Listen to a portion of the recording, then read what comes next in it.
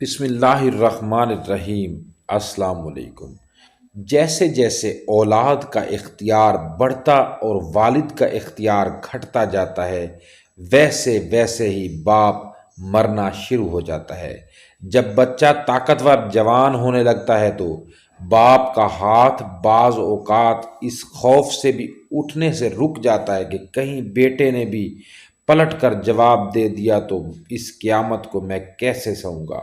جب بچے اپنے فیصلے خود لینے لگے اور فیصلے لینے کے بعد باپ کو آگاہ کر کے حجت پوری کی جانے لگے تو بوڑھا شخص تو زندہ رہتا ہے پر اس کے اندر کا باپ مرنا شروع ہو جاتا ہے۔ باپ اس وقت تک زندہ ہے جب تک اس اولاد پر اس کا حق قائم ہے۔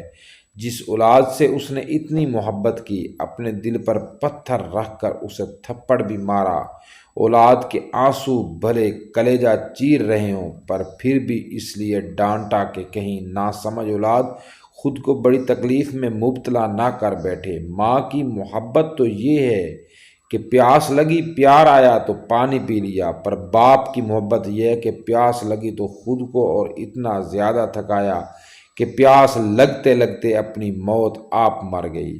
باپ کی محبت اولاد سے ماں سوائے اس کے اور کچھ نہیں مانگتی کہ باپ کو زندہ رکھا جائے، پھر چاہے وہ چار پائی پر پڑا کوئی بہت ہی بیمار اور کمزور انسان ہی کیوں نہ ہو۔ اگر اس کے اندر کا باپ زندہ ہے تو یقین جانیے اسے زندگی میں اور کسی شے کی خواہش اور ضرورت نہیں ہے۔ اگر آپ کے والد صاحب سلامت ہیں تو خدا را ان کے اندر کا باپ زندہ کیجیے۔ یہ اس بوڑھے شخص کا آپ پر حق اور آپ پر فرض قرض ہے جسے آپ نے فرض سمجھ کر قرض ادا کرنا ہے۔ اگر زندہ نہیں ہے تو ان کی مغفرت کی دعا ہر نماز کے بعد کیجیے اور اللہ تعالیٰ کی راہ میں صدقہ و خیرات کیجیے تاکہ اس کا ثواب ان تک پہنچ سکے۔ دوستو، آپ صدقہ جاریہ سمجھ کر اس ویڈیو کو شیئر کریں، ویڈیو کو لائک کریں، چینل پر نئے تو چینل کو سبسکرائب کریں۔ شکریہ۔